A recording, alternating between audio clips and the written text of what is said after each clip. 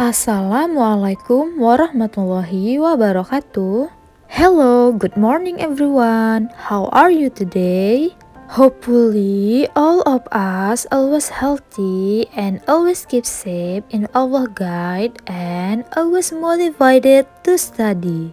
Baiklah anak-anak, pada hari ini kita akan belajar tentang hak dan kewajiban sebagai warga masyarakat yang terdapat di buku tema 2, subtema 2, muatan PPKN.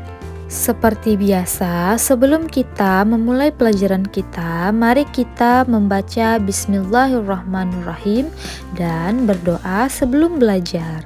Pada pembelajaran sebelumnya, kita sudah membahas tentang pengertian hak, kewajiban, dan tanggung jawab.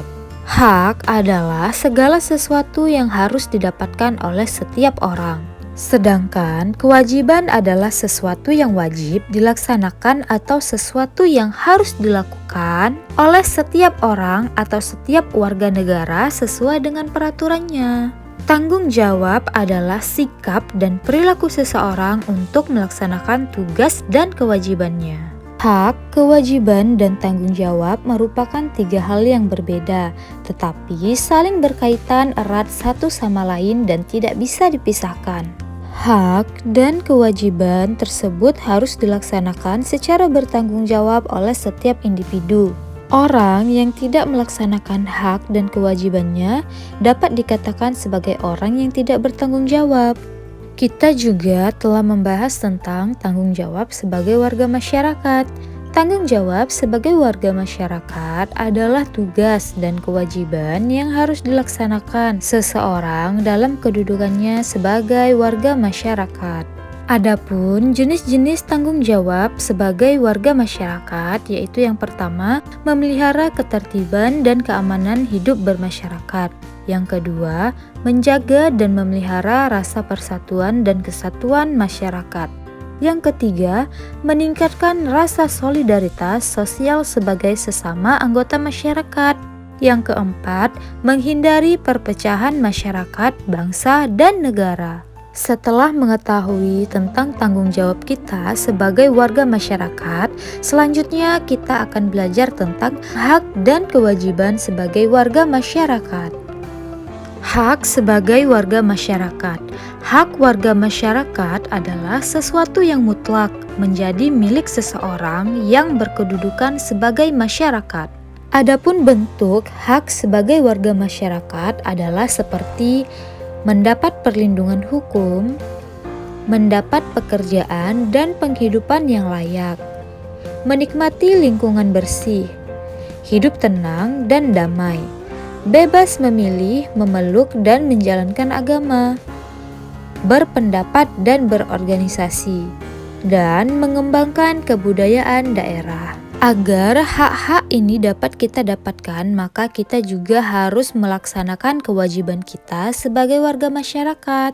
Kewajiban warga masyarakat adalah sesuatu yang harus dilakukan seseorang sebagai warga masyarakat dengan penuh rasa tanggung jawab. Adapun bentuk kewajiban sebagai warga masyarakat adalah sebagai berikut. Mematuhi aturan atau norma yang berlaku dalam masyarakat. Menjaga ketenangan dan ketertiban lingkungan masyarakat.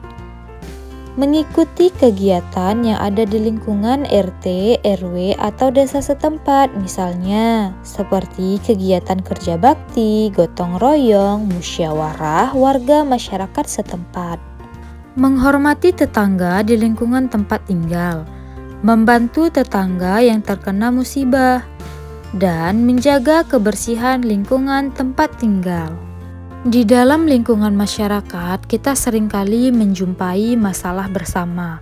Nah, untuk menyelesaikan masalah bersama ini, dapat melakukan pengambilan keputusan bersama.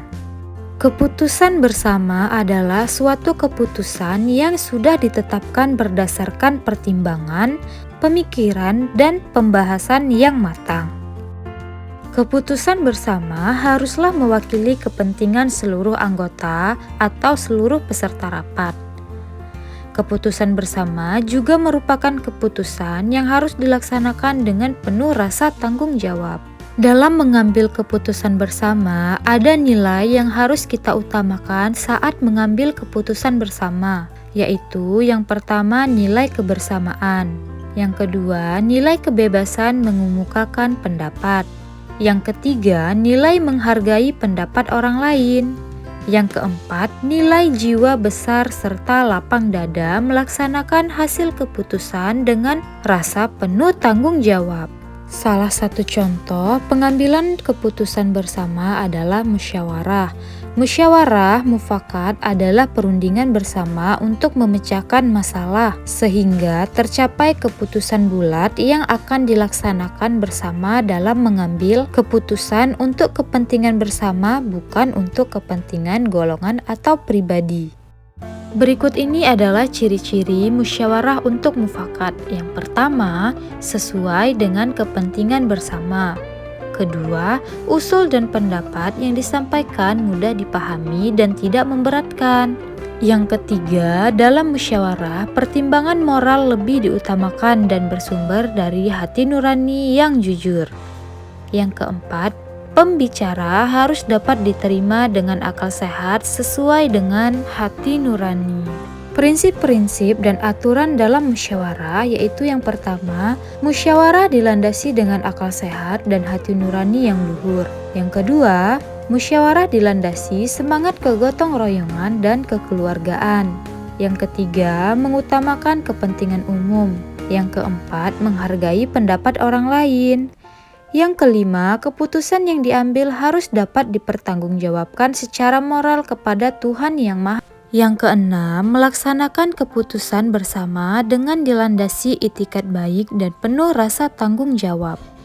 Di dalam musyawarah terdapat tata cara dan persyaratan yang harus dilakukan, yaitu yang pertama, peserta musyawarah harus hadir sebelum musyawarah dimulai. Kedua, musyawarah dimulai jika peserta telah mencapai quorum.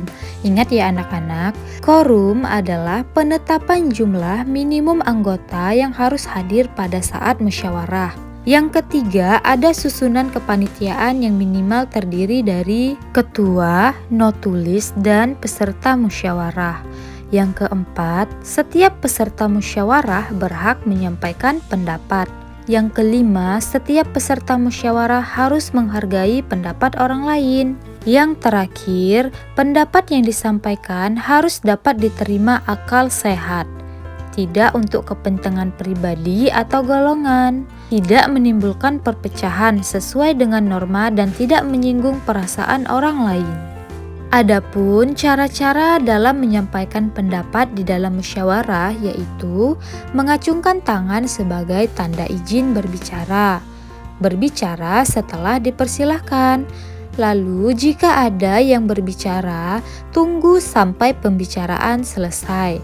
Bersikap sopan dan bersuara cukup jelas. Apabila kita berada di dalam suatu permusyawarahan, maka kita harus memenuhi sikap-sikap sebagai berikut.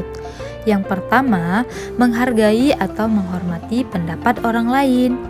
Yang kedua, tidak memaksakan kehendak kepada orang lain. Yang ketiga, tidak boleh mencela pendapat orang lain. Yang keempat, tidak boleh memotong pembicaraan orang lain.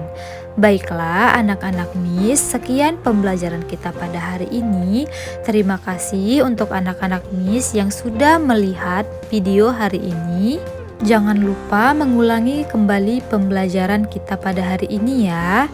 Sekian dari Miss. Assalamualaikum warahmatullahi wabarakatuh. Tetap sehat dan tetap semangat ya anak-anak. Have a nice day everyone. See you. Bye-bye.